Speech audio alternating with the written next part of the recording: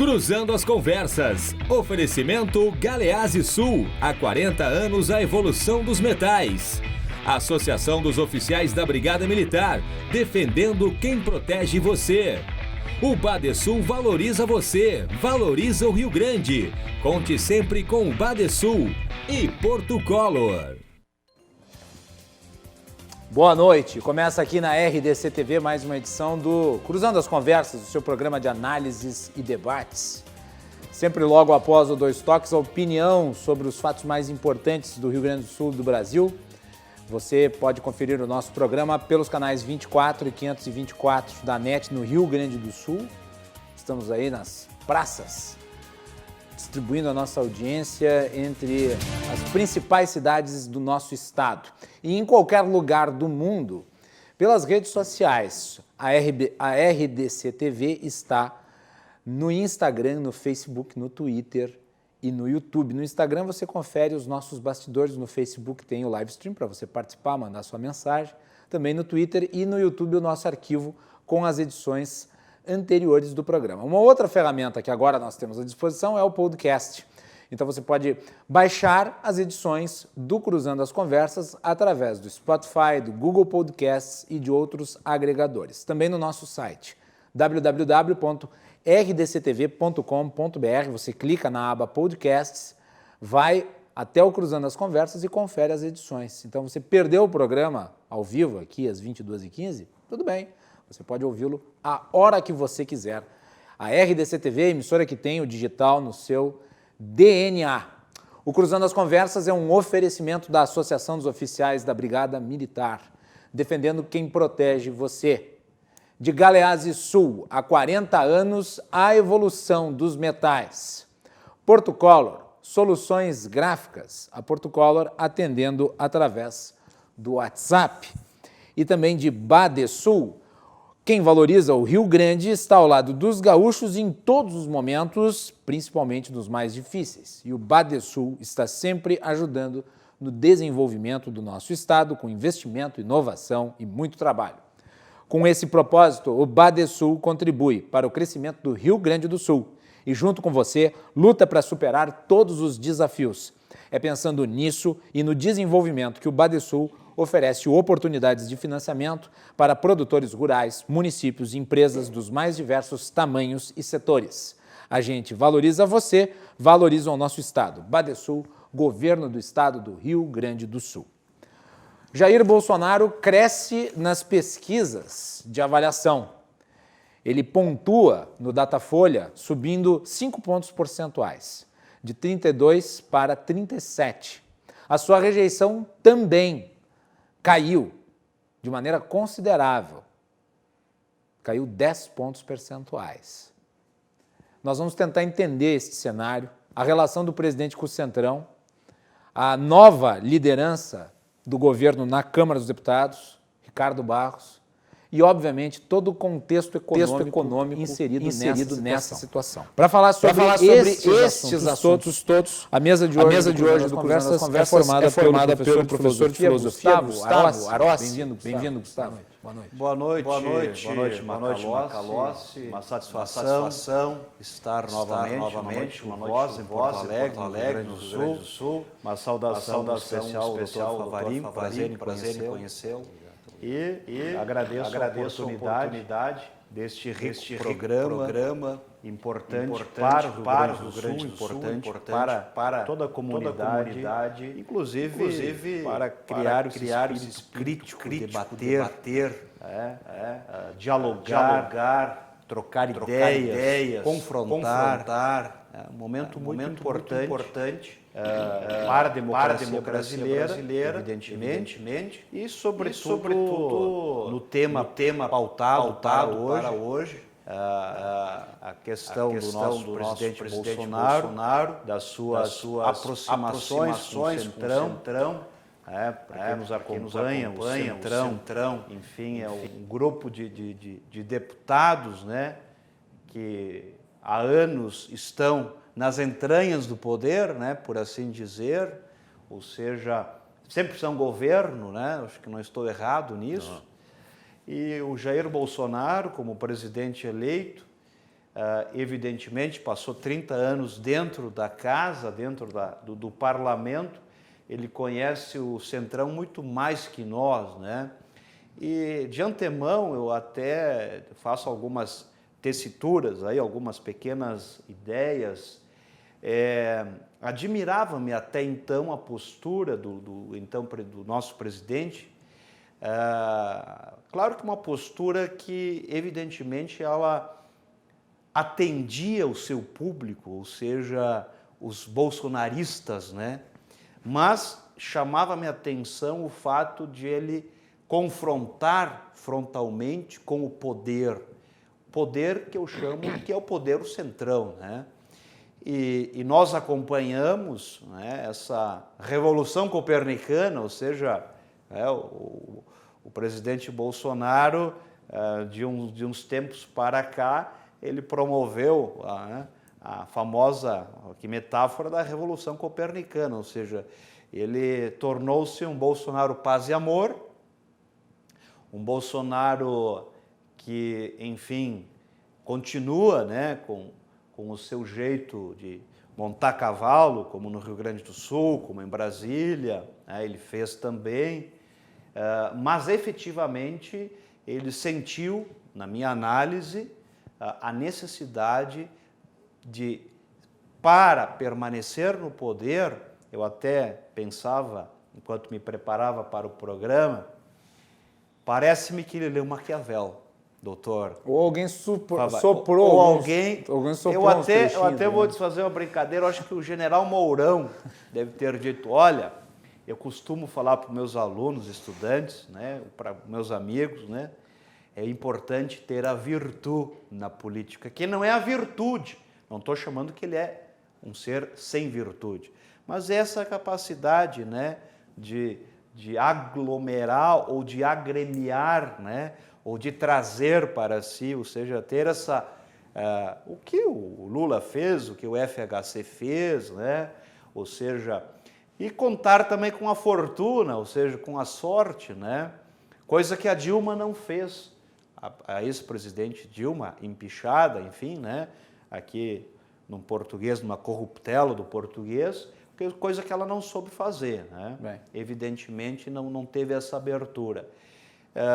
E o Bolsonaro aparece na TV aí com o presidente do Senado, né, o Columbre, presidente da Câmara, enfim, né, e justamente, né, acenando muito mais para o diálogo, o que não era característica fundamental dele.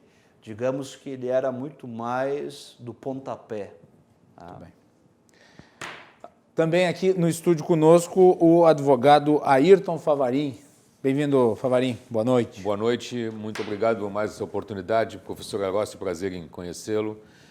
Boa noite aos nossos ouvintes. E essa é uma oportunidade muito boa de se discutir algumas coisas dentro do nosso governo, nosso presidente. Indo na linha que o professor Garossi disse, eu acho que o governo cresceu. O governo cresceu e começou a entender que algumas coisas não mudam e algumas coisas têm que serem mudadas. Então, a maneira de como o nosso presidente chegou, que era botando ordem na casa, que era organizando as coisas, dizendo, para que eu vim para aquilo ali, atraiu um certo público que queria uma mudança. E eu penso o seguinte, no meu modesto entender, o grande crescimento do presidente Jair Bolsonaro não é um crescimento dele, é um crescimento do governo, porque sozinho ele não consegue fazer nada. Então eu digo assim, a parte que ele tirou aqueles que o atrapalhavam e tirou com um jogo de xadrez com uma maestria fundamental, vamos falar aí do nosso ex-ministro da Justiça e ex-grande juiz Moro, saiu, o nosso que foi o nosso ministro da Saúde também, que saiu, e todas as tentativas que fizeram no baixo clero para poder arranhar a imagem do governo, só fortaleceu ele. Então, na política, tem uma frase muito antiga, um dito de um cara muito bom, muito antiga na história, que foi Otto von Bismarck, né? Os homens não devem saber como se fazem as leis, tampouco as salsichas. Exatamente. Então, eu creio que o governo está crescendo, E crescendo por quê? Porque nós temos um ministro que está fazendo tantas obras quanto o Brasil precisa. Então, não é só os R$600 que estão colocando na mão das pessoas que mais precisam, que estão vendo o governo mudar. Nós estamos num país que está construindo estradas, construindo ferrovia, um país que está mostrando para todo o restante do mundo qual é a grande qualidade que o Exército tem, além de ser uma força militar, que é de construir, de mostrar tecnologia e de fazer as coisas num custo bem mais baixo. Muito bem, à distância, participando conosco, está o vereador pela cidade de São Paulo, Fernando Holliday, também integrante do movimento Brasil Livre. Fernando, boa noite, bem-vindo. Boa noite, Macalossi, boa noite a todos os nossos convidados e telespectadores que nos acompanham nesse momento. Eu já começo aqui fazendo um breve comentário, né? Acredito que realmente nós estamos agora passando por um momento de transição nesse governo, né? Nós estamos saindo de um perfil de governo que era extremamente escandaloso, estriônico, que não tinha uma boa comunicação com as outras instituições, seja com o Congresso Nacional, seja com o Poder Judiciário, com o STF e tudo mais, e que pressionado pelo Centrão, pressionado pelas investigações envolvendo o filho do presidente, agora muda o seu perfil. E acredito que por conta de mudar esse perfil, adotar um tom mais moderado, ao mesmo tempo em que também teve políticas públicas sociais aí importantes, como essa do auxílio emergencial, acaba ganhando um novo eleitorado, avançando num eleitorado que seria aquele eleitorado clássico do PT, principalmente no Nordeste, como nós vimos agora o avanço, né, dessa aprovação dele, e mantendo a sua aprovação e até aumentando consideravelmente no Sul e no Sudeste. Então, eu acredito que agora nós estamos diante de um novo governo dentro do mesmo governo, ainda mais com essas saídas que nós tivemos recentemente no Ministério da Economia e com uma redução cada vez mais grave, né, de interferência e de influência do Paulo Guedes no governo, ou seja, demonstrando que essa tendência liberal que Bolsonaro demonstrava nas eleições de 2018, talvez agora já não seja tão já não seja mais uma prioridade desse governo. Muito bem, feita a rodada de abertura, agora nós vamos fazer aqui, nós vamos nos aprofundar nesses aspectos que foram trazidos pelos nossos convidados, mas eu fico agradecido pela presença dos três e dessa vez em particular ao Fernando por ter conseguido aí, né, nesse período que eu sei que está turbulento também em São Paulo, adequar a agenda para participar aqui de um programa no Rio Grande do Sul, então agradeço novamente aí também ao pessoal do MBL. E vamos à matéria que a Melanie Rupental preparou para nós sobre a pesquisa Datafolha mostrando que Bolsonaro alcançou o seu maior grau de aprovação desde o início do mandato, o que é um número para Bolsonaro bastante alto. Vai lá, Melanie. São bons ventos para o governo do presidente de Jair Bolsonaro? Pelo menos as pesquisas indicam que sim. Segundo o Datafolha, foi registrado o maior índice de aprovação do governo desde o início da sua gestão.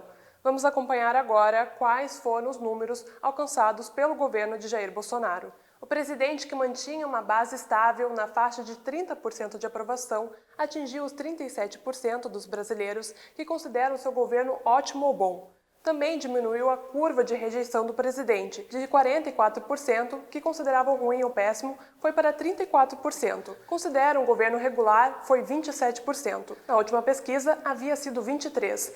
Esse resultado é referente à pesquisa feita entre os dias 23 e 24 de junho. Agora, vamos saber um pouco mais sobre o perfil dos pesquisados, isso em comparação com a mudança de dados. No intervalo de um ano, a aprovação entre as pessoas de 35 a 44 anos passou de 30% para 45%. Entre os que ganham 2 salários mínimos, o salto foi de 22% para 35%. Já entre os desempregados, a aprovação dobrou de pontos, de 18% para 36% hoje. Já a sua rejeição, segundo o Datafolha, aumentou em 3 segmentos, entre os estudantes, pessoas com ensino superior e pessoas que ganham de 5 a 10 salários mínimos. Mas a que se deve esse aumento de aprovação do governo? Bom, ele foi atribuído a um possível apaziguamento do discurso do presidente, que vem contendo as suas declarações polêmicas, considerando um passado recente. Além disso, o forte investimento em programas de assistências a famílias e trabalhadores na crise pode ser também um fator, por dar a entender que o governo está com uma proposta de cunho mais social.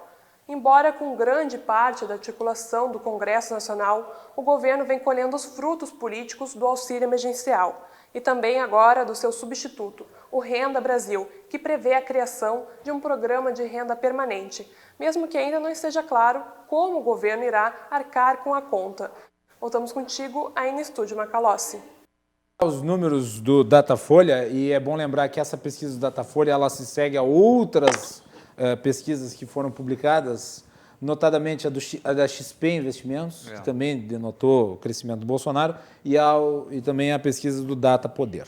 Bem, me parece que o Bolsonaro vem fazendo uma transmutação de perfil em termos de postura pública e de ações, né? Notem, ele subiu 5 pontos e a reprovação caiu 10. A reprovação talvez seja o indicador mais importante aqui, que é a rejeição em si ao governo, né? E os programas sociais, principalmente o auxílio emergencial, eu acho que calou fundo na questão e saiu uma pesquisa relativa ao uso do auxílio emergencial pelas famílias mais pobres. 50% delas utilizam o auxílio emergencial para comprar comida. Exatamente. Então, isso daí tem um impacto gigantesco, principalmente no Nordeste, que é a região pobre. E a aprovação do Bolsonaro, vejam, ela sobe no Nordeste e sobe de uma maneira rápida e ela diminui um pouco entre os mais escolarizados. Por isso eu falo em mudança de perfil, porque Bolsonaro se elege com um discurso mais colado na classe média, né, naquilo que pode se chamar de elite. E agora ele avança sobre o eleitorado que nos últimos 20 anos esteve com o PT praticamente, né? Principalmente no Norte e no Nordeste, mais no Nordeste especificamente. Tanto é assim que na semana passada o André Singer, que é um dos grandes intelectuais de esquerda e que trabalhou no governo Lula, ele deu uma entrevista no Globo e ele mencionou que isso poderia representar o fim do lulismo. E daí eu vou lançar essa provocação aos nossos convidados e agora eu vou inverter a roda, vou começar pelo Fernando. O Bolsonaro é o Lula 2.0 cloriquinado? Vai lá, Fernando. Olha, Macalossi, de fato, eu acredito que é esse o perfil que nós estamos vendo se formar agora no Bolsonaro. Na verdade, a gente já via traços disso ainda nas eleições de 2018, porque o Bolsonaro ele tinha e sempre teve um perfil muito populista, e no populismo ele se encontra com Luiz Inácio Lula da Silva. Tanto é que eles fizeram campanhas muito parecidas, né, em torno de polêmicas, em torno de um discurso que tentava angariar o máximo possível de apoio, inclusive de radicais, né? A base de Lula, antes do segundo mandato, principalmente, era extremamente radical. E ao longo do primeiro mandato, nós fomos vendo essa transformação dele, inclusive nas eleições de 2002, e agora o que nós vemos no Bolsonaro é praticamente a mesma coisa. É um sujeito que se elege inicialmente com um discurso extremamente radical, contra o Centrão, contra as instituições, com quebra de paradigmas, querendo fazer e acontecer, não suportando a corrupção, enfim, um discurso até mesmo de intolerância gravíssima contra a corrupção, um discurso que animava, que dava... discurso lavajatista, por assim dizer, né, Fernando? Exatamente. E era um discurso que dava fôlego para uma classe média que já estava cansada de ser representada pelo PSDB, que não se via no PSDB e nem o PSDB se via nela, porque o PSDB nunca foi de direita, na verdade. Então, o Bolsonaro se aproveitou dessa onda. Contudo, quando ele chega no governo, ele se depara com alguns problemas. Primeiro, ele tinha rabo preso. Apesar de ter um discurso de alguém que, enfim, não tinha nada a esconder, que falava mesmo o que acontecia, nós fomos percebendo, já no final da eleição de 2018, que haviam muitos esqueletos no armário da família Bolsonaro, principalmente em relação ao filho Flávio Bolsonaro. E nós vimos ontem aí a questão da Chocolate Copenhague, né? Exatamente, das investigações envolvendo a rachadinha no gabinete dele como deputado estadual.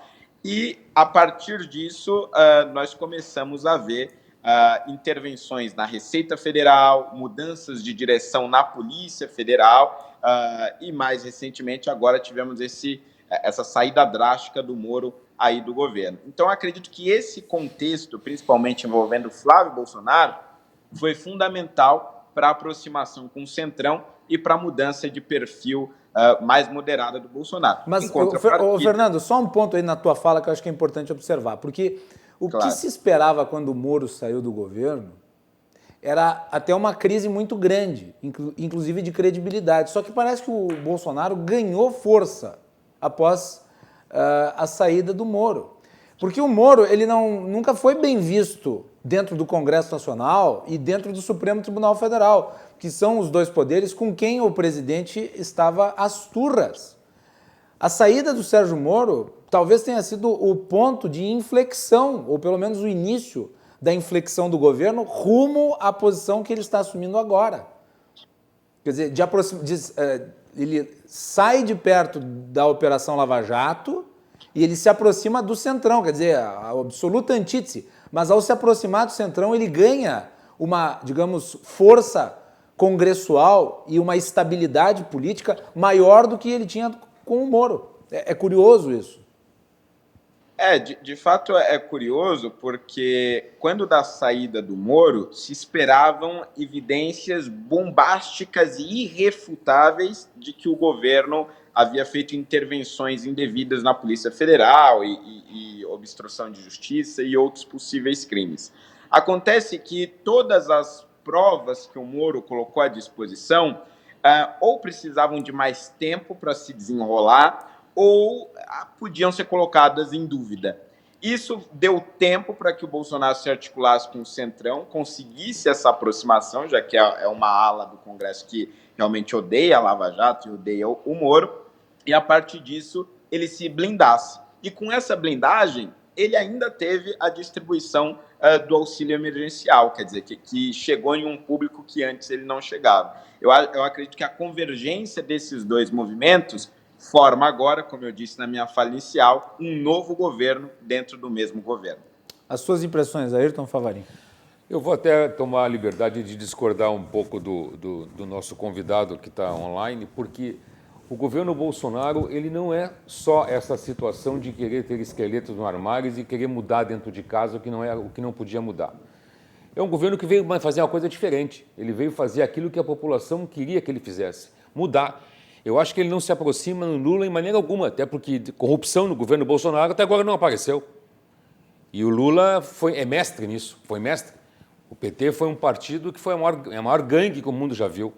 E o governo Bolsonaro, em 100 dias, 120 dias, 130 dias, não apareceu nada disso. Então, não tem. Os esqueletos de armário que se tem até agora nada ficou provado.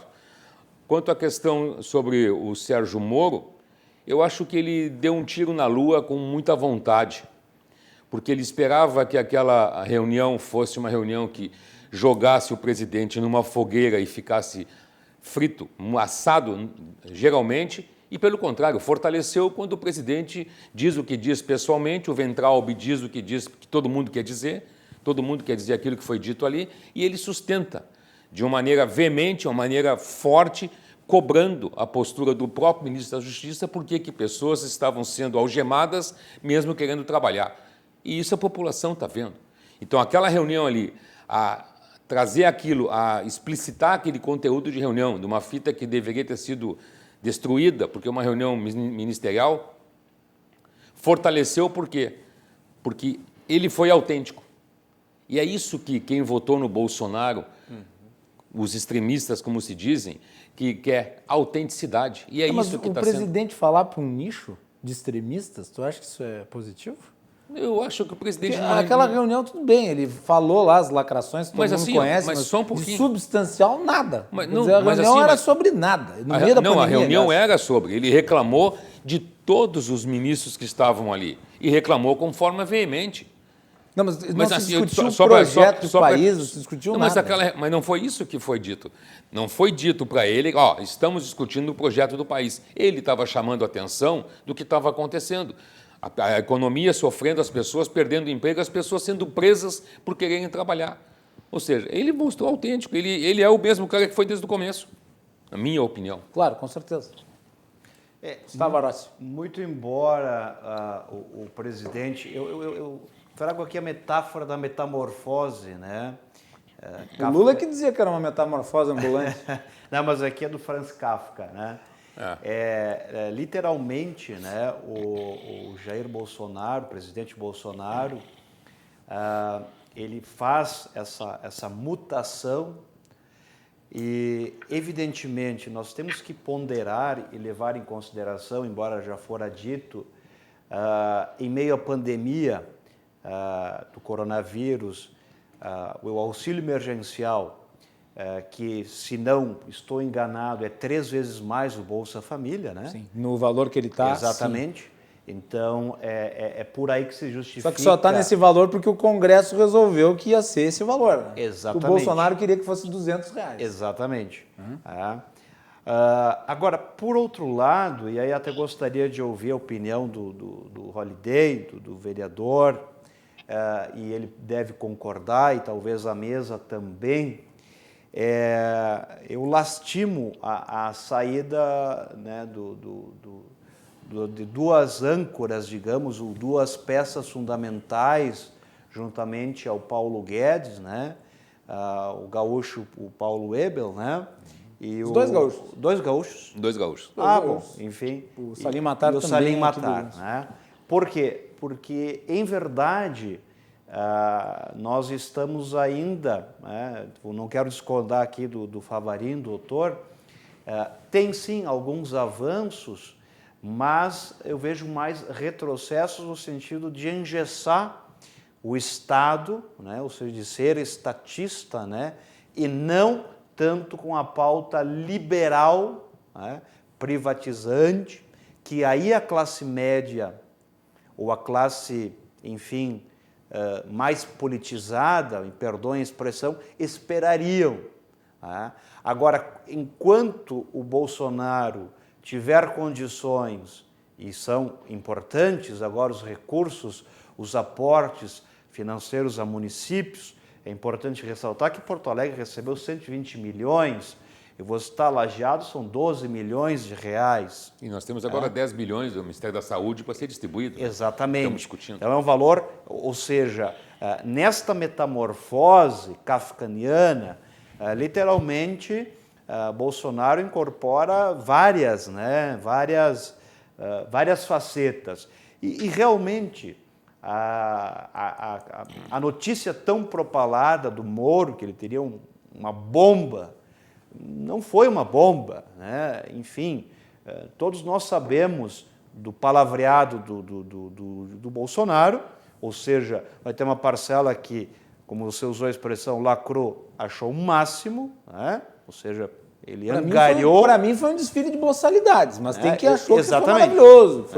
Mas o que acontece? Acho que aquilo não é postura de gente que está no governo. Não, concordo plenamente. Mas para o eleitor do Bolsonaro, é a voz. Claro, não. É a voz. É isso aí. E o que o político... ele porque tem quando que o ser? sujeito, quando o cidadão comum nós... vê uma... o que o cidadão comum ele pensa numa reunião como essa?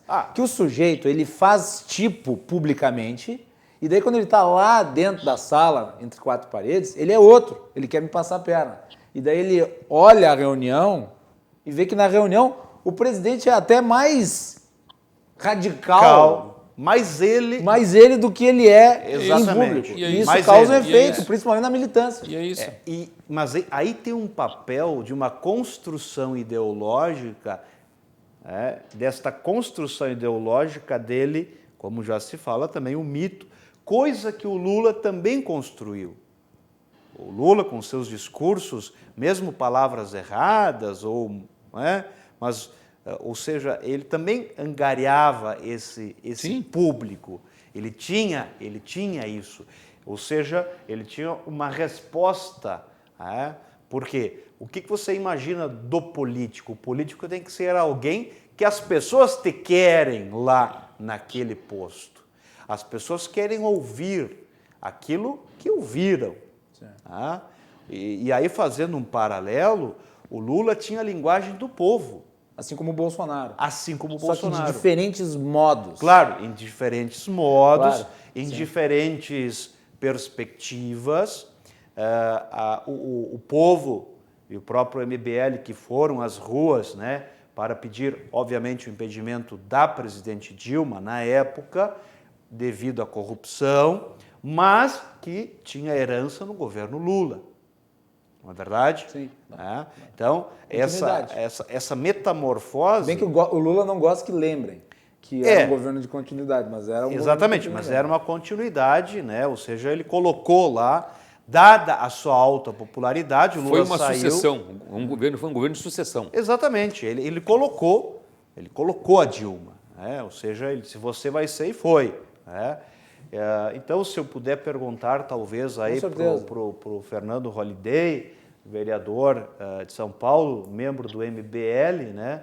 Como é que o MBL se posiciona perante essa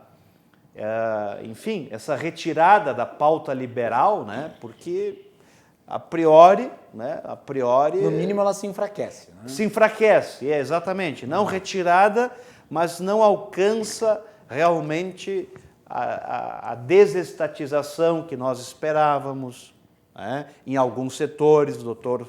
Mas e Favarin. por que... Vamos ver só ouvir o Fernando responder o questionamento. Aí, né? Vai lá, Fernando. Qual que é a avaliação do MBL? Eu sei que o MBL tem batido, inclusive, no Paulo Guedes. Exatamente. Bom, mas eu tô junto com o MBL nessa, também tenho batido. Para mim, o guedismo, parafraseando Lenin, o guedismo é a doença infantil do bolsonarismo. Bom, vai lá.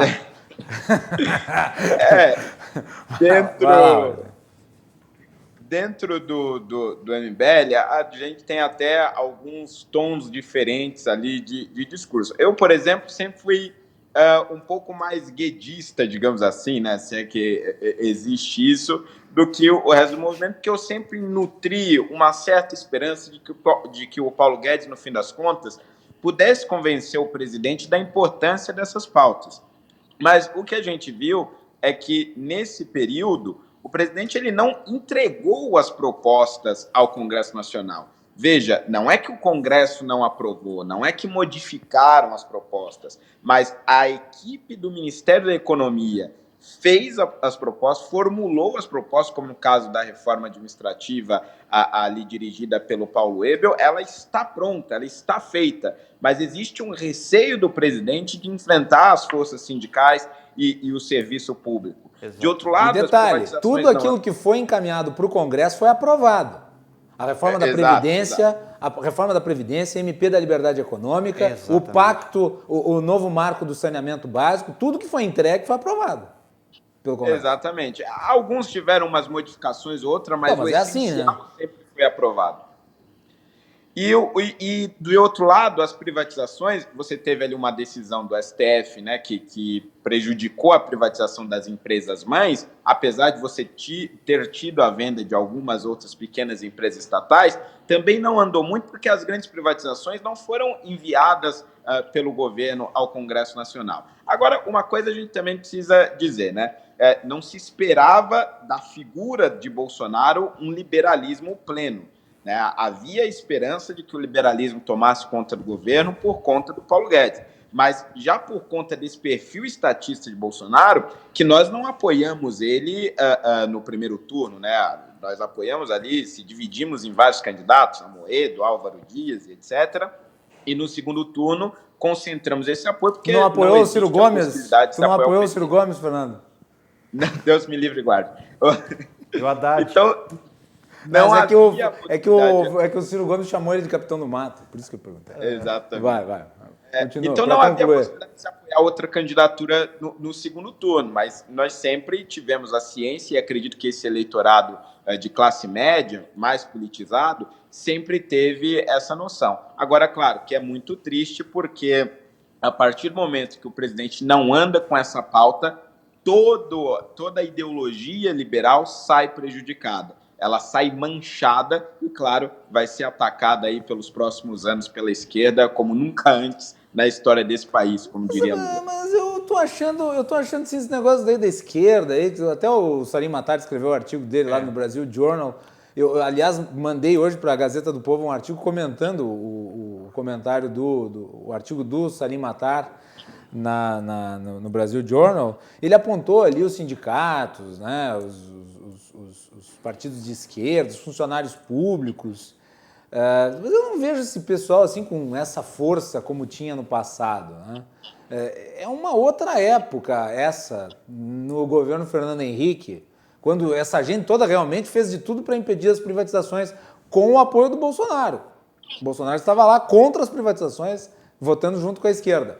Mas eu não vejo mais esse pessoal com essa força. E isso fica claro pela votação da reforma da Previdência. Na reforma da Previdência, a esquerda teve 130 votos dentro da Câmara dos Deputados. Agora, na votação do marco do saneamento básico, foi semelhante. Exato. Quer dizer, me parece que o governo tem mais, e daí eu vou puxar para o Favarin, me tem um problema maior no diálogo. E talvez o Ricardo Barros ele consiga estabelecer essa falta de comunicação que era patente, até porque o Major Vitor Hugo, que era o líder, convenhamos, um paspalhão, né? Não sabia fazer, era um sujeito despreparado, que estava ali porque é muito fiel ao presidente, mas tem que ser talhado, que nem o Fernando Bezerra lá no Senado Federal. E agora praticamente todo o núcleo político do governo era o núcleo político do governo Temer, né? Não, é uma mistura de Temer com Lula, então. É verdade. É um camaleão esse Bolsonaro, ele vai agregando assim cores de metamorfose. Vai lá, Favarinho. Mas é como disse agora, metamorfose. Mas a política é isso, né? O governo cresceu e entendeu que eu não consigo mais fazer o que eu estava querendo fazer porque as coisas não vão mudar. Nós perdemos 2 pessoas agora no Ministério da Economia, ali, os 2 gaúchos aí, porque mesma coisa que se dá um remédio, tu bota um remédio, a cura tem que vir de dentro para fora. E quando essas pessoas conseguiram começar a ver que elas não conseguiam ajudar a resolver e trazer a solução de privatizações no curto, no médio e longo prazo, nós estamos fazendo o que aqui? Exatamente. Porque os sindicatos protegem isso, os políticos protegem isso. Mas você não acha que há a falta de disposição do presidente para tocar essas iniciativas? Eu acho até que a falta de disposição... Por exemplo, a reforma administrativa vai envolver provavelmente o setor militar, vai. Que é fundamental dentro do governo, do qual o presidente é integrante. Ele não vai ir contra os seus próprios interesses, até porque ele nasce como político representando o sindicato. Né? A reforma administrativa da Previdência vai pegar os militares, assim como todos os policiais também. Vai pegar tudo. E o setor da segurança é importante. O setor da segurança é muito importante, muito importante. Mas o que está acontecendo? A meu ver, o Centrão é uma posição que ele existe, mas ninguém enxerga. Mas ele tem força. Muita. E ninguém quer assumir, né? Ninguém quer assumir. Então, o que houve? Houve uma distribuição de cargos de conselheiros de administração em empresas binacionais aí. Um até foi contestado judicialmente, depois voltou, mas já estava nomeado pelo Temer, continuou. O outro foi recolocado. Então, agora estão a briga pelo quê? Pelos grandes orçamentos. Nós temos uma entidade que controla todas as secas do Nordeste, uma entidade que tem 998 milhões para gastar lá. Então, essa situação de cada um ir para a sua tribo e tentar fazer com que cada vez mais eu jogue o meu dinheiro na tribo para aparecer, é fantástico isso aí. Mas deixa eu te perguntar, Favarinho, porque foi isso tocado tanto pelo Arossi quanto pelo Fernando, que é essa questão do abandono da pauta liberal.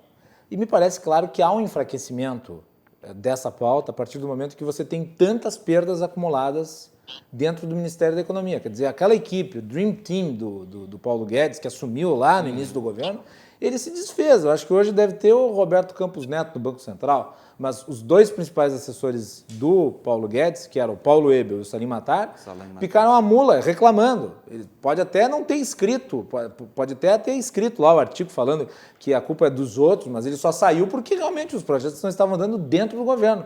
E existe a história de que a reforma administrativa só viria depois da eleição, né, porque segundo o Bolsonaro talvez isso prejudicasse.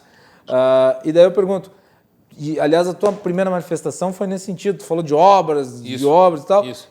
Esse papo me lembra muito o papo da Dilma Rousseff, do PAC, do grande Brasil que vai para frente e tal. Não é uma mudança de perfil? Não. Nós estamos fazendo coisas completamente diferentes. Uma coisa é eu ir para frente de uma câmera... Não estou falando para ti, eu estou falando do governo. Não, mas eu sei disso. Uma coisa é tu cobrar essa postura de obra, de PAC, desenvolvimento e crescimento, e tu não enxergar isso acontecer, um trem-bala que não saiu do lugar, e tu não enxergar isso. O que eu me referi em obras do governo é o que o ministro está fazendo nas estradas no norte e no nordeste. Sim, ligando... mas tu entende que há uma mudança de discurso? Sim. Porque qual que era o discurso? O discurso era da reforma, o discurso era da privatização e o discurso era o da racionalização dos gastos públicos através da austeridade. E daí, de repente, muda. O discurso é o incentivo financeiro para os mais pobres, as obras que estão saindo no Nordeste, as viagens contínuas, ele junto do povo o tempo inteiro. É só trocar. E o apoio do Centrão. Então parece que 2020 virou 2006. Eu gostaria muito, porque 2020 não está sendo muito bom, né? Não, mas estou falando em termos de imagem. Em termos de imagem, parece 2006. 2006. Favorinho, completa. Depois eu passo para a eu concordo contigo que houve uma alteração disso aí tudo, mas eu creio que não está afastada todas essas novas reformas. O nosso vice-presidente da República, o general Mourão, há pouco tempo disse que nós temos mais 4 ou 5 grandes reformas para fazer. Só a reforma da liberdade econômica para que as pessoas consigam trabalhar, a previdenciária, a administrativa, a tributária, que quando vier vai ser uma briga de foice no escuro, porque vai mexer com muita coisa. Mas a primeira parte foi uma decepção, né? Foi, mas agora eu conto com uma reforma melhor. Vamos ver se vem, né? Porque tem pouco tempo aí para o fim do ano. O governo prometeu, em 30 dias a partir da primeira fase, apresentar a segunda fase. Eu já achei um erro fatiar, né?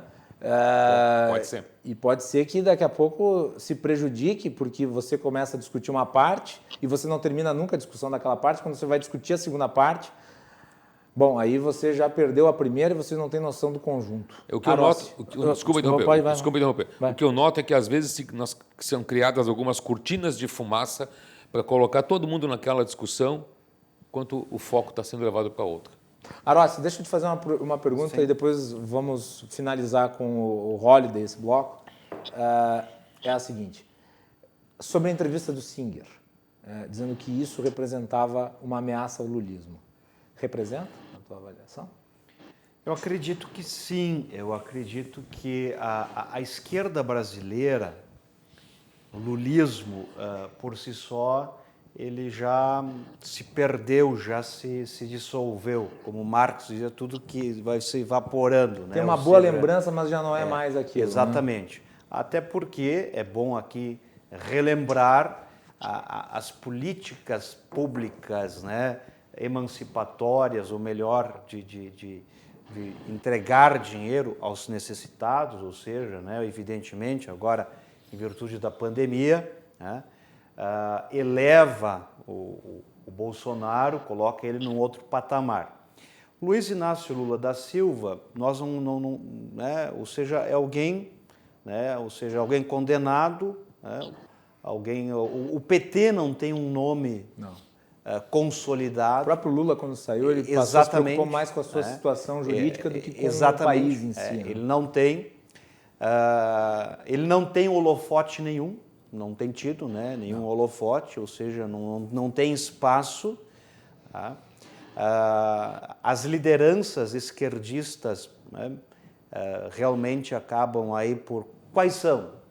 Pergunto, quais são? Eu diria que são 3. O Lula, que está mais interessado nos seus processos. O Ciro, que não tem a confiança da esquerda. Não tem, porque abandonou o Haddad no segundo turno. E o Haddad... Mas o Ciro também ataca a esquerda, né?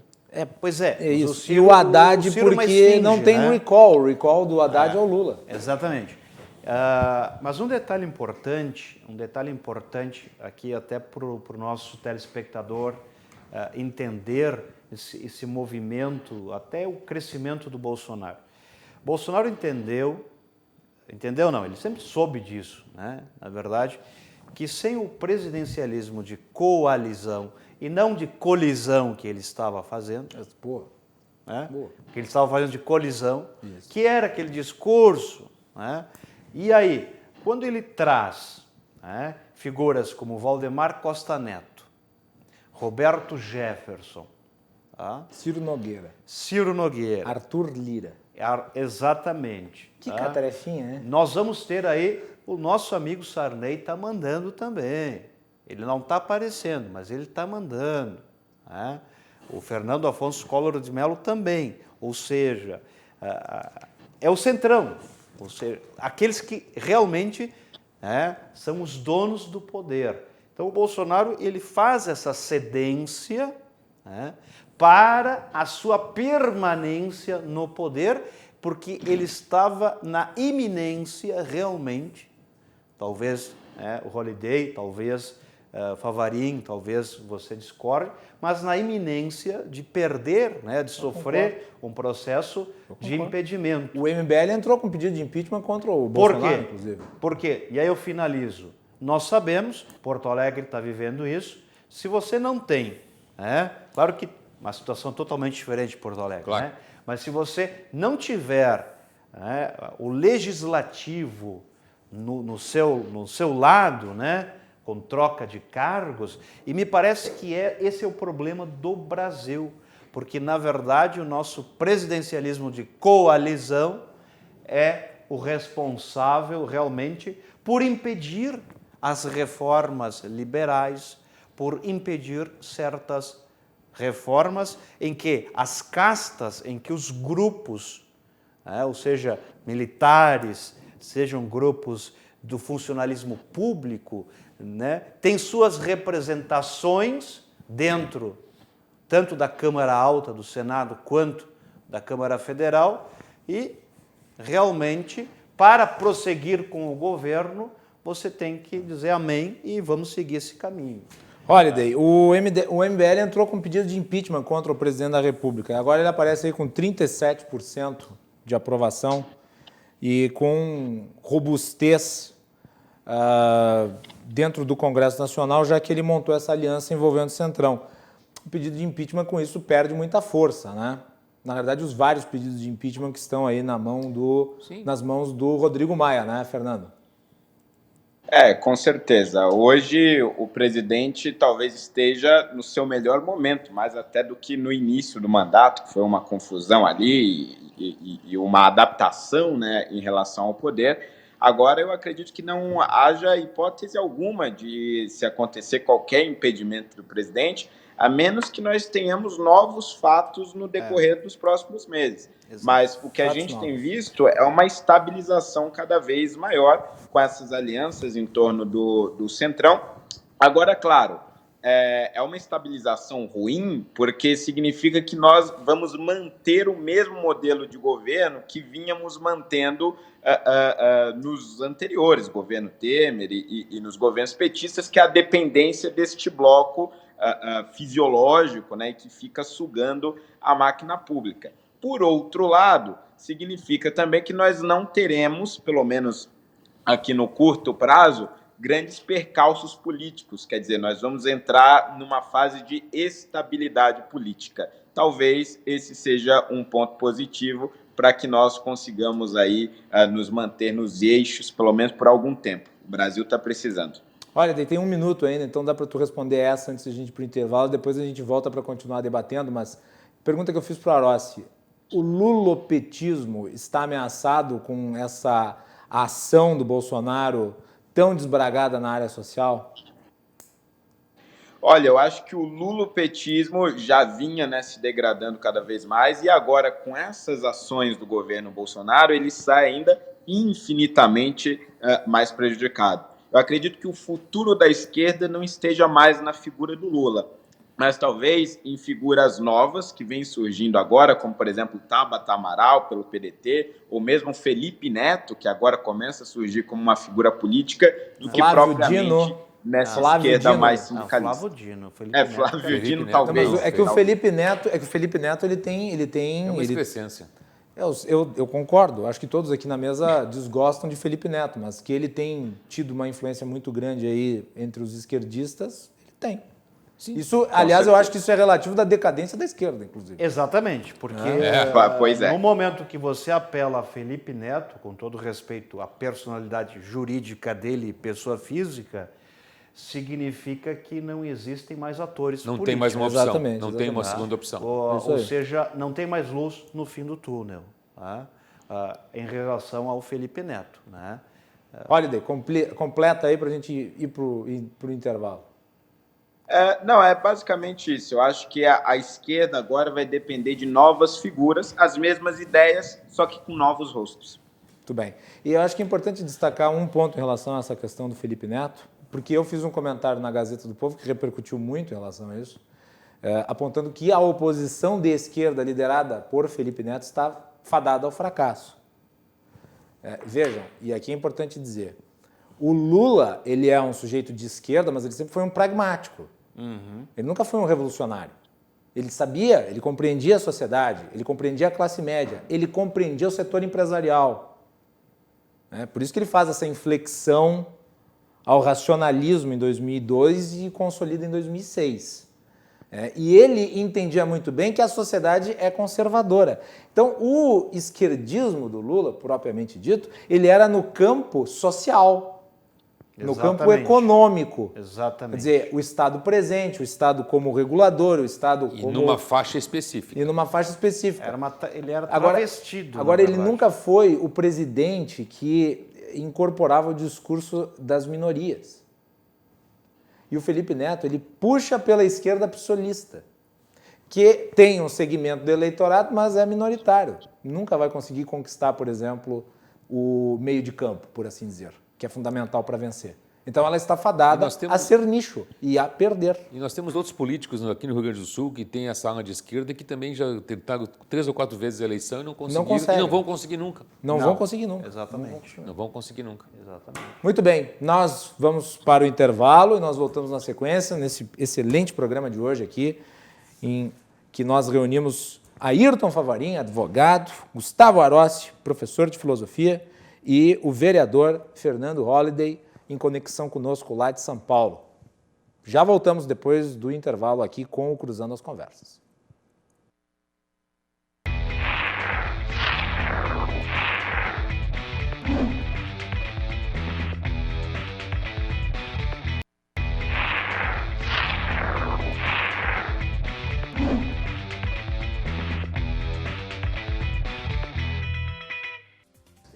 Voltando aqui, o nosso programa continua a discussão, mesmo no intervalo, como já é tradicional. Nós estamos aqui no programa com Gustavo Arossi, professor de filosofia, Ayrton Favarin, advogado, e Fernando Holiday, vereador pela cidade de São Paulo, em conexão direta aqui com o nosso programa. O Cruzando as Conversas é um oferecimento da Associação dos Oficiais da Brigada Militar, defendendo quem protege você. De Galeazzi Sul, há 40 anos, a evolução dos metais. Porto Color, soluções gráficas, a Porto Color atendendo através do WhatsApp. E Badesul Desenvolvimento, o Badesul valoriza você, valoriza o Rio Grande. Conte sempre com o Badesul. Muito bem. Você pode nos assistir pelos canais 24 e 524 da Clarnet TV, no Rio Grande do Sul, nas principais praças aqui do nosso estado, e também pelas redes sociais, @RDCTV Digital em qualquer lugar do mundo. Nós estamos em todas as redes sociais, Instagram, Facebook, Twitter, YouTube, e também através do nosso formato de podcast. Perdeu o programa ao vivo, você pode ir lá no nosso podcast, baixar e ouvir onde quer que você esteja, a hora que você quiser, quantas vezes você quiser. A Melanie Rupental, ela preparou para nós aqui também uma matéria sobre o Ricardo Barros, que é a nova liderança do governo. O Ricardo Barros, que passou por vários cargos, foi ministro do Michel Temer, e é um personagem importante, mas com uma série de investigações sobre ele. Quais são as polêmicas e quais são os passos na carreira de Ricardo Barros? Melanie. O presidente Jair Bolsonaro escolheu seu novo líder no Congresso Nacional. O deputado federal Ricardo Barros irá substituir o major Vitor Hugo, bolsonarista da legenda do PSL. Deputado federal por 6 legislaturas, já foi líder do governo tucano de Fernando Henrique Cardoso e vice-líder nas gestões petistas dos governos de Lula e Dilma.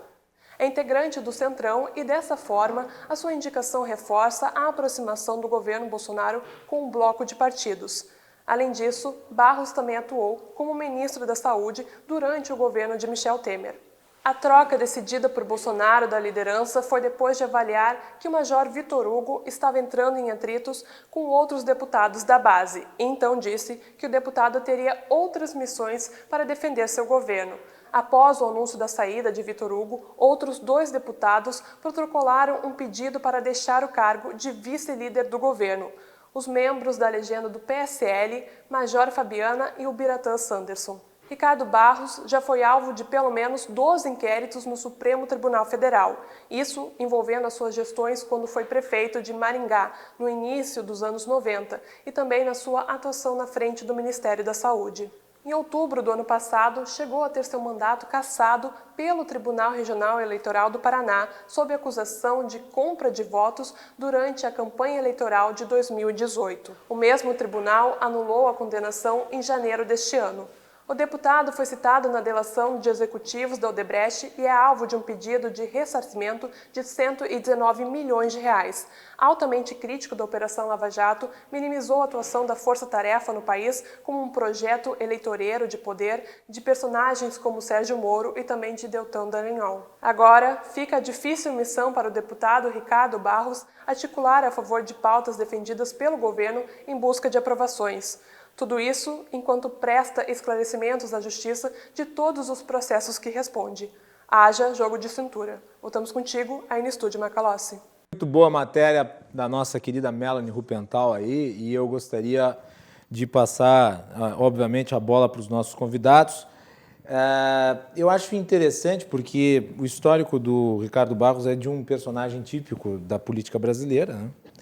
E daí eu vou provocar o Ayrton Favarin, que mencionou antes que este governo foi eleito para que fizesse o diferente. E daí ele vai lá e faz exatamente a mesma coisa. Quer dizer, inclusive com um personagem como esses.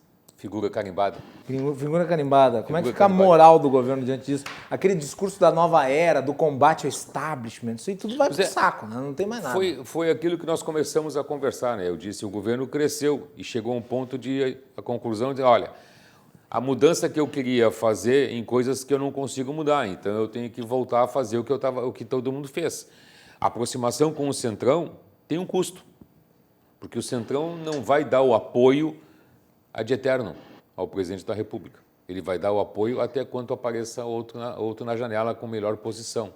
O Centrão é um mercador de coisas, ele só quer dar o apoio se ele conseguir ganhar. E aí nós vamos discutir todas as situações de que, assim, as verbas que destinadas a cada entidade que aparece para o Centrão, os cargos em multinacionais, em binacionais, quer dizer, os cargos dentro do próprio governo, e daqui a pouco o Centrão vai pedir um ministério. Vai pedir um ministério. Vai ficar muito caro para o governo se o governo for cedendo isso aí. Num português bem popular, dê o dedo, vai a mão, e vai o braço, vai o antebraço e vai o braço todo. Então, eu creio que o governo, nesse ponto, está errando, quando está fazendo a mesma coisa que os outros já fizeram e está, meio dizer, não cumprindo o acordo que ele fez com a população, quando assim, votem em mim porque eu vou ser a diferença. Muito bem. Vamos lá. Fernando Holliday. Eu acredito que o Bolsonaro agora está seguindo a linha mais pragmática possível, né? Ele percebeu que essa aliança com o Centrão simplesmente varreu do mapa qualquer possibilidade de impedimento, garantiu a ele uma estabilidade política que ele não tinha desde o início do governo e via um bom resultado pragmático no Senado. É a mesma coisa que aconteceu no governo Dilma Rousseff, principalmente no primeiro mandato. Ela foi seguindo por esse caminho pragmático, foi deixando de lado a esquerda mais ideológica e abrindo cada vez mais espaço para o Centrão, porque via que ali ela tinha resultados. O grande problema é que eu acho que o governo não está percebendo é que o apoio do Centrão ele é muito frágil. A Dilma Rousseff ela tinha a maioria do Centrão, mas ela não tinha condições, por exemplo, de bater de frente com o presidente da Câmara, que era o Eduardo Cunha.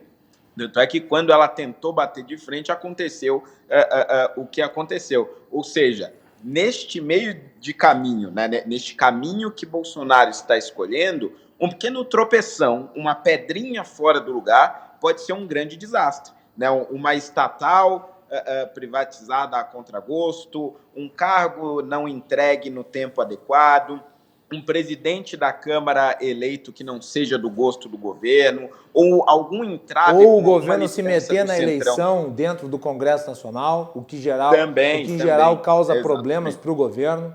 A história do Severino então, assim, Cavalcante é histórica, né? Pois é. Qualquer pequeno tropeço com o Centrão pode se tornar um verdadeiro desastre, e eu acho que o governo não está calculando isso.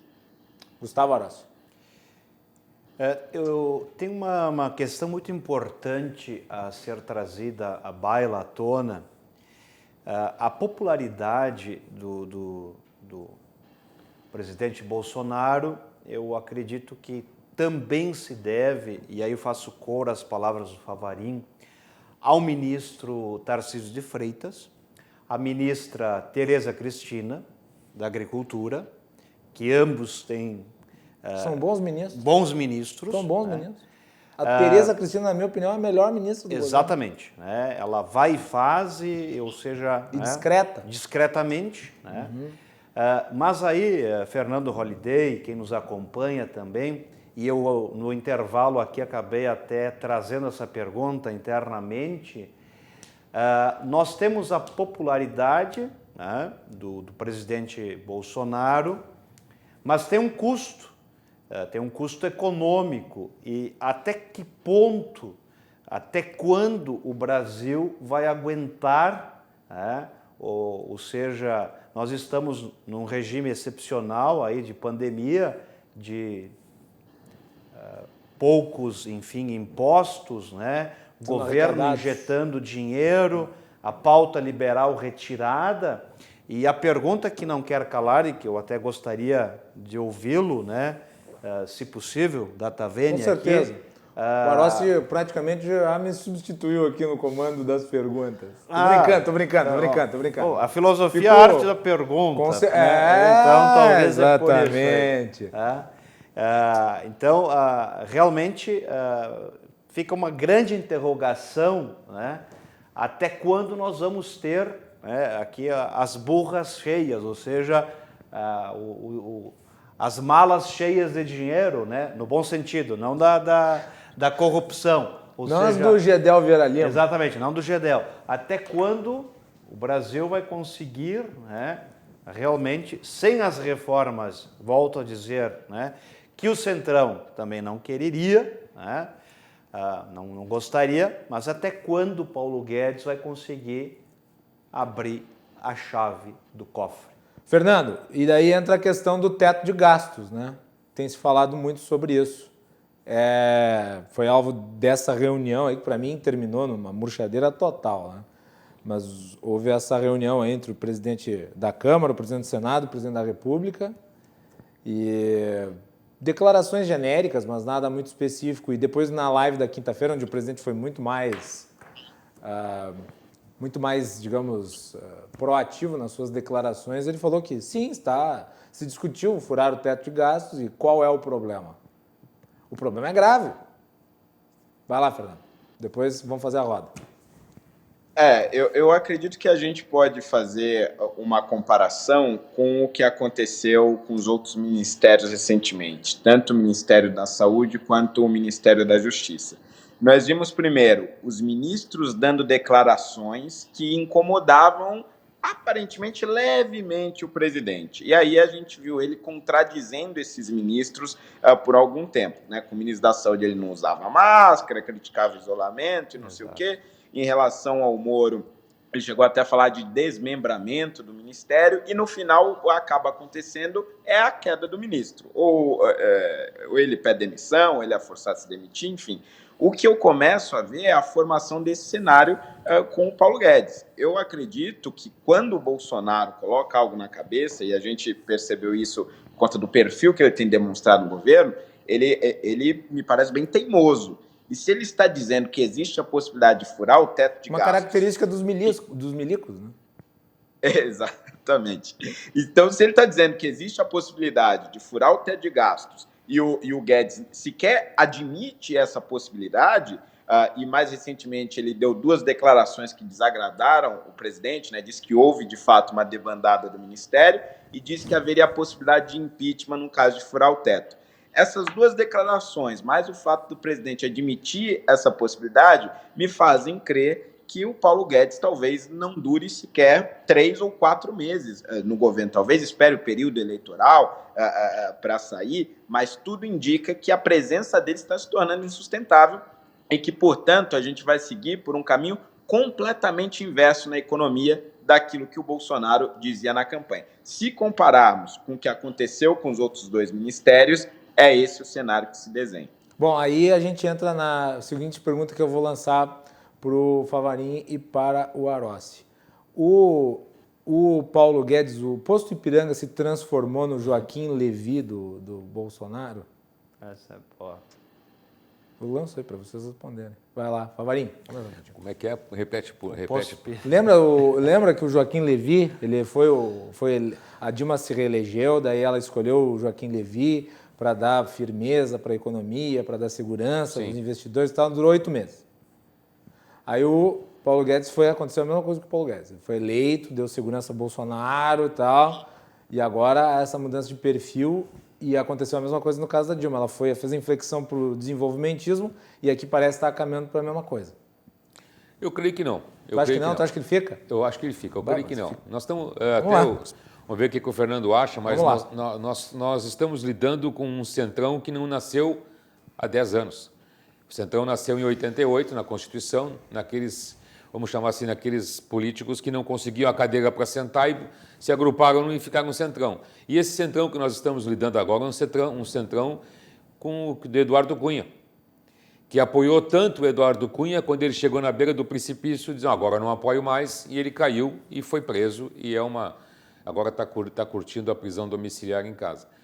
Então, assim, se o Bolsonaro cometer, a meu ver, o equívoco de confiar cegamente naquilo que o Centrão vai trazer para ele, ou que o Centrão poderá oferecer para ele, ele vai receber uma invertida muito forte e vai desgastar muito o governo dele. Mas tu acha, Favarin, completando, tu acha que o Guedes se mantém sem uma agenda de reformas e com uma pauta mais intervencionista? Eu acho que ele se mantém porque a agenda de reformas não foi nem publicizada ainda, né? Nós estamos só cogitando. Mas pode ser que não tenha.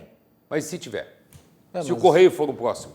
Mas é que é difícil, né? Nós conseguimos pegar a única empresa no Brasil que faz Correio e a única empresa que está com dificuldade financeira. Mas a questão é a seguinte, Favarin, qual que é a margem para isso acontecer? Porque, vamos lá, o Salim Matar disse na sua saída que tinham 14 empresas pré-prontas para serem privatizadas em 2021. Mas 2021 ainda tem tempo até lá e não se sabe qual que é a realidade e não se sabe nem se tem condições para isso. Quer dizer, qual que é a receptividade dessas... Eu não acredito que nós venhamos a privatizar 14 empresas, mas que nós vamos privatizar empresas, nós vamos privatizar. Isso vai ficar abaixo do que o Guedes falou, né? Que era 1 trilhão, mas 25, que ia conseguir... Que vão ocorrer privatizações, vão ocorrer porque o Brasil precisa diminuir esse custo, precisa reduzir esse custo. Está muito alto em algumas coisas. Os milicos são meio contra, né? O problema é esse. Mas o governo não é só de militares, né? Tem uma boa parte, mas o governo não é Acontece só que daí tu tem os 2 principais setores do governo, que é agora a ala, não é mais agora, antigamente era os liberais, os milicos e os radicais ideológicos. Agora as 3 alas são os militares, o centrão e os radicais ideológicos. E nenhum deles é liberal. Esse é o problema. Mas essa corda vai arrebentar, né? Se cada um puxar para o seu lado, ela vai arrebentar de uma forma. Arossi. Eu acredito que a ala militar estrategicamente posta, né, para tentar fazer ou alinhar aí os elos, ou colocar as coisas em dia, né? O Exército, ele tem por característica estratégias, né? O Exército, ele é movido, evidentemente, né, por planos. Missão. Por missões, exato. Missão dada, missão cumprida. Em relação ao Paulo Guedes, eu não acredito na queda dele. O Bolsonaro deve mantê-lo ou deve procurar mantê-lo, né? Ou dar o maior carinho possível, dada a representatividade que o Guedes tem na sociedade brasileira no que diz respeito ao campo econômico. E em nível internacional também. Inclusive internacional, claro, evidentemente. Ou seja, por mais que nós tenhamos críticos aí, que ele é um entreguista, um banqueiro, mas é alguém que efetivamente ele tem calado intelectual, ele tem estofo intelectual, não só intelectual, mas prático, para efetivamente, efetivamente para dar conta, né, dos problemas que eu falei anteriormente. Eles estão à espreita, ou seja, sobretudo a questão fiscal, ou seja, a questão financeira, né? E nós continuamos... O problema é ele virar nesse processo apenas um animador de traders, né? Quer dizer, ficar lá dando aquele verniz de seriedade é o que é um populismo desbragado. Não, mas esse é o problema. Mas evidentemente, né? Tu está preparado para uma reeleição do Bolsonaro? Eu acho que o Bolsonaro é o franco favorito. Inclusive, teve uma pergunta ali do Christian. Tem uma pergunta. Teve uma pergunta do Christian que ele perguntou quem era o favorito, se o Bolsonaro ganharia a eleição. Eu acho que o Bolsonaro tem todas... Sim. Vamos ver o que o Fernando diria para nós. Fernando, qual que é a tua avaliação? O Bolsonaro hoje é o favorito para a eleição de 2022? Eu acredito que sim. Hoje o Bolsonaro, de longe, é o mais favorito, por conta, principalmente, do fato de nós não termos outros candidatos possíveis ou visíveis, né? A única outra candidatura que se forma com consistência é a do próprio Haddad, que vai vir novamente como um poste do Lula, muito provavelmente, e isso acho que não tem chance. Tu acha que o Haddad volta? Eu acho que ele vai tentar novamente. Não veio como candidato a prefeito de São Paulo justamente para poder novamente tentar a presidência. E se ele perde em São Paulo, ele fica numa situação complicada. Mas é um erro estratégico, mais uma vez. Fora do páreo. É um erro estratégico, né? Porque é uma figura que já está marcada e volta para tentar a mesma coisa. É o Serra presidente, né? É o Serra candidato a presidente. E agora, aproveitando, já que nós mencionamos o Haddad em São Paulo, eu tenho que perguntar, já que o Fernando está em São Paulo, né, vereador na capital paulista, que é a cidade mais importante do país em termos econômicos, o PSDB hoje vive uma crise, né?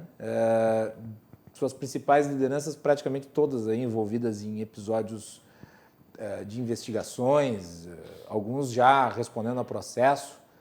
E o Dória, que era a principal liderança, está numa maré de más notícias aí no Estado. Como é que tu está avaliando, Fernando, o PSDB, dois dos principais nomes, João Dória e Bruno Covas, que é o prefeito de São Paulo? E eu sei que tu és oposição ao Bruno Covas. Sim. De fato, esse inclusive era o terceiro nome que eu ia dizer, porque eu acredito que só existem 3 nomes hoje formados, digamos assim, para a presidência: Bolsonaro, Haddad e Dória. O Haddad, enfim, a gente já sabe, e o Dória agora está no partido, né, com Geraldo Alckmin, José Serra, ambos encrencados aí em suas respectivas investigações, né, por possíveis casos de corrupção e tudo mais. E é óbvio que isso acaba respingando na imagem dele, principalmente no caso do Geraldo Alckmin, que bancou a candidatura de Dória para a prefeitura. Mas se afastou, né? Hoje eles não são mais próximos. Mas mesmo assim o Dória está defendendo hoje o Alckmin publicamente. E essa defesa vai custar algo para a imagem dele. Mas o Dória aposta muito na hipótese de ser o primeiro governador e, portanto, o primeiro político no Brasil a trazer a vacina contra o coronavírus. Ele aposta muito nisso e acredita que, por conta disso, ele possa se viabilizar a presidência. Mas é uma hipótese muito remota. Então, neste cenário, se ele conseguir, o Bolsonaro ficar favorito. Independente da eleição, eu estou torcendo para que ele consiga. Eu quero que alguém consiga. Sim, claro. Mas agora, no contexto de São Paulo, eu acredito até que ele tem tido um governo relativamente bem avaliado, não tem tido grandes problemas, ao contrário do prefeito Bruno Covas, que tem sido um completo desastre e fez uma associação muito forte com a esquerda. Então, de fato, a gestão do PSDB na cidade é uma gestão de esquerda, nem centro-esquerda, é esquerda de fato. E acho que isso vai fazer com que ele saia muito prejudicial na eleição e acabe também manchando a gestão Dória. E Fernando, como a gestão só Dória... aquilo que fizeram com o Anhangabaú já é o suficiente para... Meu Deus do céu, que crime. E como a gestão Dória não deixou a sua marca, é simplesmente um governo regular, ele não sai como um dos principais candidatos à presidência, pelo menos até esse momento. Pelo que eu sei, a marca, na realidade, é de traição, quer dizer, ele disse, vou completar o mandato. Daí ele larga o Bruno Covas, que faz um péssimo mandato. Não, porque eu sei que o início do mandato do Dória foi muito bem avaliado, o fato de ele ter abandonado que causou o problema. E daí depois veio o Bruno Covas, que foi péssimo. Ele começou como um foguete aqui e muito popular, mas foi se estragando no meio do caminho. Um foguete, mas com combustível muito fraco. Fechou. Um foguete que nem o Sputnik. Foi se compartilhando. Fernando, um último ponto, nós já estamos nos encaminhando aqui para o final, mas eu gostaria de aproveitar a tua participação aqui. Tu é um vereador que tem também se posicionado sobre temas sociais muito importantes. E existe hoje uma campanha que tem sido muito divulgada por intelectuais e artistas, que é Eu Sou um Racista em Desconstrução. E tu é um crítico do movimento racialista. E eu gostaria de saber qual que é a tua avaliação em relação a esse movimento. Eu, o Favarin e o Arossi somos mais branquinhos. Nós temos que nos colocar nessa campanha de sermos racistas em desconstrução? Ou isso é uma bobajada? Qual que é a tua avaliação? Eu acho que isso é um absurdo completo. Esse movimento aí, que acho que entre os famosos que encamparam... Mas eu vou te dizer, viu? Quando eu volto da praia, eu fico bem mais escuro que você. Eu garanto isso. Vai. Esse movimento aí, que foi recentemente campado até pelo Fábio Porchat, é um movimento que parte do princípio de que algumas palavras são naturalmente racistas, independente da intenção da pessoa. E que, portanto, todo mundo que usa esses termos, ou já usou, é um racista e logo precisa se desconstruir. Isso é um absurdo completo. O racismo, ele está inerentemente ligado à intenção. Nós vimos aí recentemente o caso de um motoboy que foi humilhado por um sujeito, e ele não usou nenhum termo considerado racista, né, como denegrir, feito nas coxas e outros termos que a esquerda taxa como racista. Ele não usou nenhum termo desse, mas foi claramente racista. Ou seja, o que importa é a intenção da pessoa. Só fez aquele negócio de sinalizar a cor da pele fazendo assim com a mão. Né? Exato, exatamente. Então, não existe a hipótese de você ser racista sem ter a intenção de ser racista. O que vale é a intenção. Como, por exemplo, o Ciro Gomes, ao me chamar de capitãozinho do mato, ele teve a intenção de ser racista. Como muitas vezes a esquerda tem a intenção de ser racista contra mim por conta dos meus posicionamentos. Então, acho que essa campanha aí é uma grande babaquice, não serve para nada, a não ser para dar carta branca para a esquerda continuar cometendo atos racistas e agora se proteger em torno dessa bandeira de racista em desconstrução. Fernando, obrigado pela tua participação hoje aqui no Cruzando as Conversas, foi um enorme prazer, espero que tu voltes a participar em outras oportunidades. Eu que agradeço, Macalossi, pelo convite, agradeço também aí aos nossos amigos da bancada e a todos os nossos telespectadores. Até a próxima. Boa noite, muito obrigado. Boa noite. Fernando Holliday participando aqui do Cruzando as Conversas à distância. Vamos já para a rodada de encerramento aqui com os nossos dois convidados. No estúdio, Ayrton Favarin, Gustavo Arossi. Ayrton, obrigado por ter vindo hoje aqui. Foi um belo programa, foi um programa muito proveitoso. Eu gostei muito porque nós trouxemos temas muito, muito próximos da nossa realidade e com uma opinião de alguém que está no centro do país, né? E foi bom ouvir. Eu tinha uma outra ideia do Fernando Holliday. Entendeu? Gostei de ouvir a conversa dele. Eu acho que a gente constrói assim a gente constrói. A gente não está se desconstruindo, a gente está construindo alguém. E é isso que nós, como população, precisamos fazer. É tirar aquele dogma de que o governo resolve tudo para a gente e a gente começar a trabalhar para ajudar o governo a melhorar a vida daqueles que precisam mais. Muito bem. Obrigado. Isso é o uso da empatia. E, por fim, Gustavo Arossi. Muito obrigado, Gustavo. Olha, eu sempre agradeço, uma satisfação conhecer o Dr. Favarin. Estou com vários estudantes aí mandando WhatsApp, eu não vou nominar todos aí porque vai faltar tempo. Um abraço a todos. Um abraço a todos. Realmente, nós precisamos cada vez mais, eu sou um defensor das liberdades individuais, no sentido lockeano, John Locke e de outros liberais da escola austríaca, enfim, não vem ao caso aqui citá-los, para efetivamente nós fazermos parte da sociedade, não numa sociedade apenas classista, não numa sociedade apenas estatizante e que diminui o indivíduo. E, para finalizar, quero falar algo que o Humberto Eco profetizou em 2000, que é a questão do politicamente correto, e vai ao encontro do que o Holliday estava falando. É verdade, tem razão. Com todo respeito, né? Mas, evidentemente, o politicamente correto, ele é aquilo que vários pensadores falam, é a boca de madeira, ou seja, você é cerceado na sua liberdade. Claro que aqui ninguém vai ficar chamando, né? Não vou citar exemplos, né, que vocês podem entender, mas o politicamente correto, ele se tornou hoje uma ditadura. Ele se tornou um grande problema para a sociedade brasileira. Por favor, eu não sou racista, eu não sou nenhum preconceituoso em relação a gênero, a raça, mas nós estamos amarrados com o politicamente correto.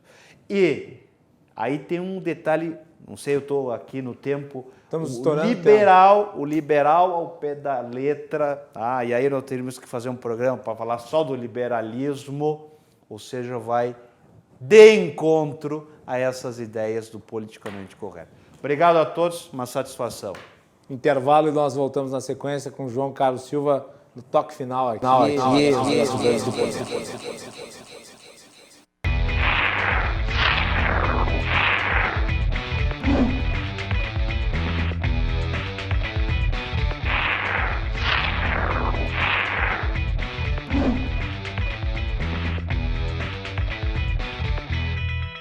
Cruzando as Conversas está de volta para este último bloco com a participação sempre do nosso querido João Carlos Silva, trazendo os bastidores do poder. O nosso programa tem o apoio do Galeazzi Sul, há 40 anos, a evolução dos metais, da Associação dos Oficiais da Brigada Militar, defendendo quem protege você. Porto Color, soluções gráficas, a Porto Color atendendo através do WhatsApp. E também de Badesul Desenvolvimento. Badesul valoriza você, valoriza o Rio Grande, conte sempre com o Badesul. João Carlos Silva, boa noite. VaptVupt, hoje que o nosso tempo é exíguo. Tudo bem? Tudo bem. João, vamos lá, vamos falar rapidinho aí ainda da pesquisa do Datafolha. O Bolsonaro, como nós falamos aqui, tivemos a participação do vereador Fernando Holliday em São Paulo, ele mencionou inclusive a crise no PSDB, as dificuldades do Dória. E isso tem relação, obviamente, com o desempenho do presidente, que é o melhor aí ao longo do mandato. Menos 10% caiu a sua rejeição, subiu mais 5% a sua aprovação. Ele tem 37% de aprovação e 34% de desaprovação. Ainda está na faixa dos 30 e poucos por cento, mas a tendência, para além da pesquisa do Datafolha, é de crescimento do Bolsonaro. Como é que essa pesquisa foi analisada aí em Brasília? Ela realmente causou um alvoroço dentro da República, né? Teve essa aprovação imensa do presidente Bolsonaro. O que a gente fala, o discurso da oposição está muito envelhecido. É a falta de um carimbo perante a opinião pública com uma reforma de discurso, de postura, para que você possa fazer frente aos discursos do presidente. E houve muitos erros no governo, continuam acontecendo, e o presidente teve uma maciça aprovação nessa do Datafolha, um jornal que ele também não acredita, né? Então, o Datafolha mostrou que a pesquisa é profundamente favorável a ele. E também a questão do auxílio emergencial, que auxiliou muitas pessoas necessidades, veio tudo contribuindo para que ele tenha essa posição de destaque agora no contexto nacional e com todos esses ajustes políticos que têm feito no Congresso Nacional. Estão ajudando muito o presidente Bolsonaro. Tem a oposição, eu que falo, não tiver uma candidatura muito forte, muito ampla, uma candidatura jovem, um discurso de real interesse popular, eles não vejam alternativa da não reeleição do presidente Bolsonaro. E o presidente acho que compreendeu muito bem isso, e nós comentamos aqui, né, João, com uma continuidade aí ao longo das últimas semanas, né? Quem acompanhar o teu comentário aqui vai conseguir desenhar a situação de uma maneira idêntica ao que está se passando. O presidente compreende isso muito bem, porque o Datafolha demonstra a crescida dele no Nordeste e ele tem intensificado as suas ações lá. Quer dizer, se comparar 2019 com 2020 em relação à proximidade do presidente com aquela região, são dois governos completamente distintos. Esse agora é um governo muito mais próximo da região Nordeste, mas curiosamente ele não perdeu território no Sudeste. Não, e o Nordeste virou forte do presidente com uma aclamação na sua chegada na cidade muito grande. E ele vê isso com um olhar próximo de 2024. Ele não está interessado em 2022, perdão. Ele não está interessado em 2020. Ele já disse isso. Ele quer 2024. O trabalho do presidente da República, do seu governo, é para 2024. Para 2022, perdão. Olha só, ontem, João, saiu um indicador aqui, que eu acho que é importante. Ontem eu falei aqui no programa que a pandemia não tinha colado no Bolsonaro, né? Aí olha só o que sai na Folha. Poucos dias depois de o Brasil atingir 100 mil mortos pelo novo coronavírus, os brasileiros mostravam-se divididos em relação à responsabilidade de Jair Bolsonaro pela trágica marca. Quase metade deles, 47%, dizem acreditar que o presidente não tem a culpa nenhuma pelos óbitos. Os que acham que Bolsonaro tem responsabilidade somam 52%. São 11% os que veem como principal culpado e 41% os que dizem que ele é um dos culpados, mas não o principal. Isso aqui também foi pesquisado pelo Datafolha. Mas veja, 47%, praticamente metade, diz que ele não é culpado por nada.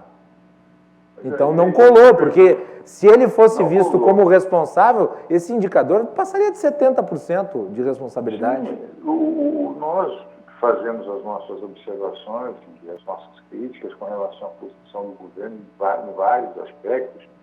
Mas veja só, como é que o presidente da Câmara coloca em pauta um pedido de impeachment com um presidente que tem 40% de aprovação popular? E o Fernando Holliday, do MBL, que participou aqui nos blocos anteriores, o MBL entrou com um dos pedidos, ele disse, não, mas agora com essa circunstância nova não existe possibilidade nenhuma. Não, possibilidade porque ela não existe. Primeiro que você vai causar um problema externo nas ruas, é gigante. E você causa um problema jurídico, um empecilho legislativo imenso.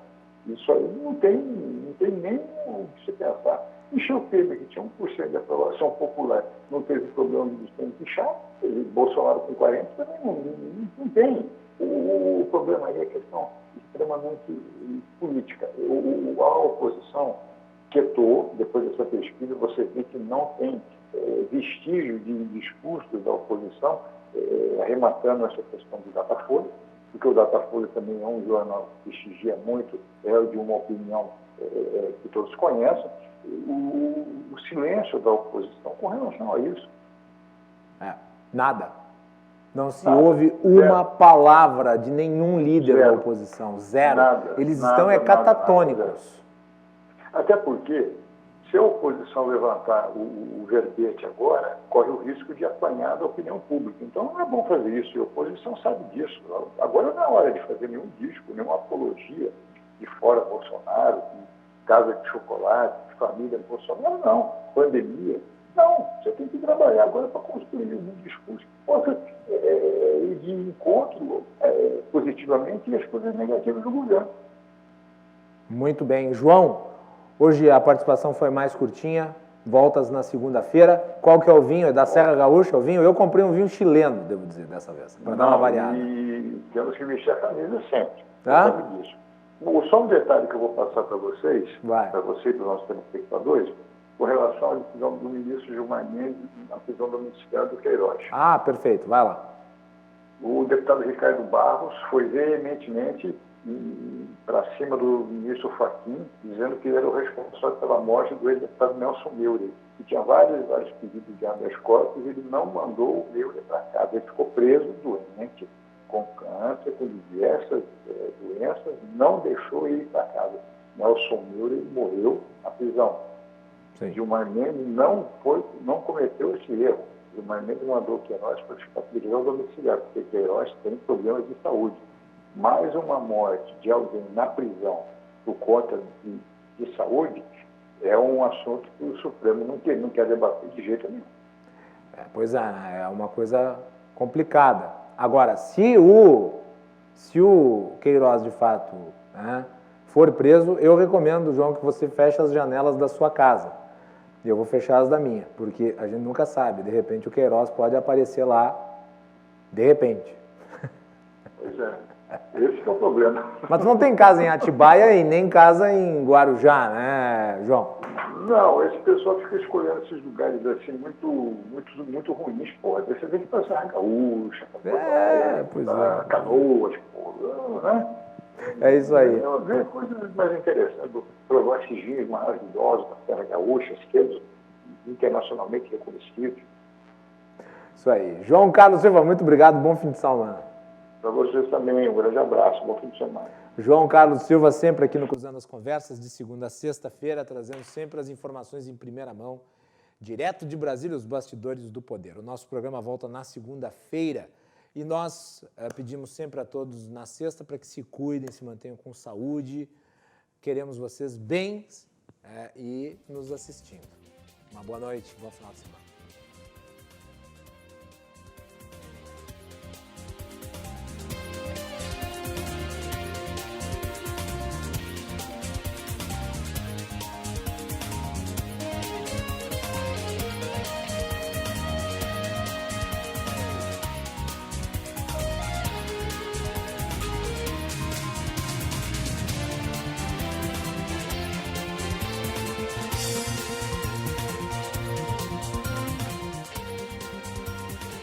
Oferecimento Galeazzi Sul, há 40 anos a evolução dos metais.